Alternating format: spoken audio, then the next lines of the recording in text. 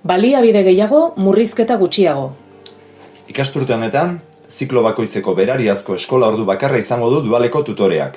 Nahikoa ez denez, partxeak jartzen ari dira beste helburu batzuetarako aurrikusitako orduak erabiliz. Zikloaren koordinazioa, bikoizketak, zaintzak, beste proiektu eta programa batzuk.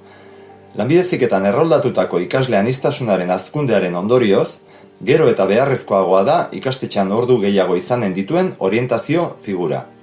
Gainera, ikasturte honetan, irakasleek plan zaharreko ikasleak ere hartatu behar dituzte, baina ez dute horretarako esleitutako ordurik.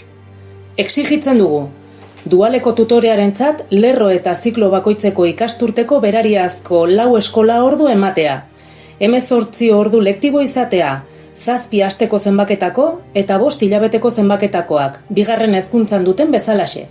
Orientazio lanpostuetarako orduak gehitzea eta desagertu arte, ikasketa plan zaharreko ikasleei arreta emateko ordu espezifikoak eta berariazkoak esleitzea. Egoera aldatu ezean, borrokan jarraituko dugu. 3, 4 eta 5ean, Lanbide Heziketa kalera!